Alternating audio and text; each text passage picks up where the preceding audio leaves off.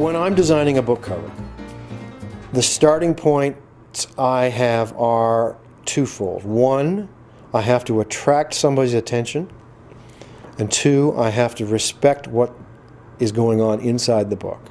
I have to reflect the content of the book and just stop somebody in a bookstore. I'm not trying to sell the book. No book cover I have ever seen in my life has ever clinched the deal. I mean, if I spend at least once a week I'm in a bookstore and I watch people buying books or considering to buy books.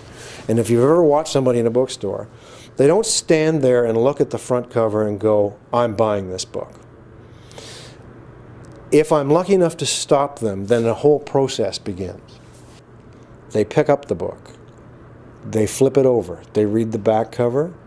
If we get them that far, they read the flap copy. If we get them that far, they may read the first page of the book. At that point, they probably will make a decision whether to buy it or not.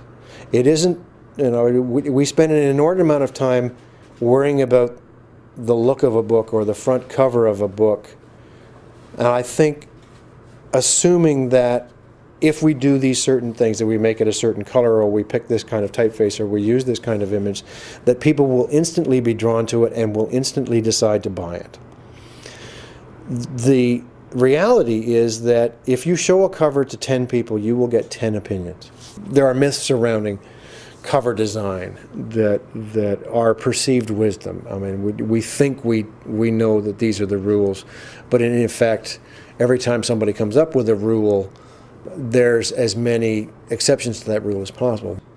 Color is a great sort of point of argument, certainly in-house.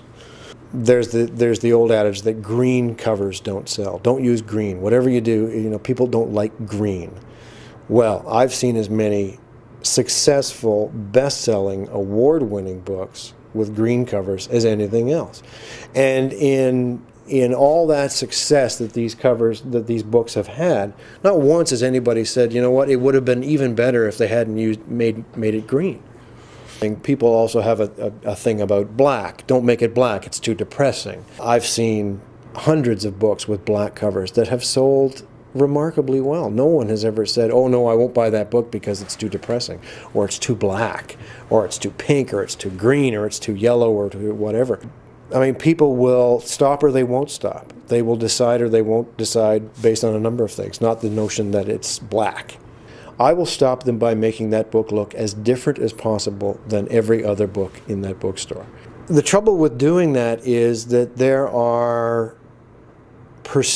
is perceived wisdom about a book jacket, that it has to have the author's name on the front. If the book is of a certain stature, or what we call a big book, an A-list author, a long-awaited new novel, those kinds of things, aspects. The book design process, certainly the cover design process, is a consensual one in publishing. It is the one aspect of the process that is like that. Publishing a book, generally throughout its various stages, it's a one-on-one thing.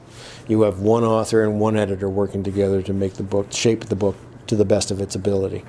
You have one publisher, you have one sales rep selling a book to one book buyer in a bookstore. But when it comes to book design, when it comes to cover design, suddenly everybody gets involved. Now, we involve the author, obviously, because it is their book at the end of the day. But there are a number of other key players in the system that have a vested interest in how that book looks and how that cover looks. We know almost nothing about what sells a book or what doesn't sell a book, apart from the fact that if it is well written, if it is a good story, if it is a compelling read or a compelling set of visuals, it will find its place. No matter how brilliantly I design a cover or how elegantly I design it inside, at the end of the day, it is the writing.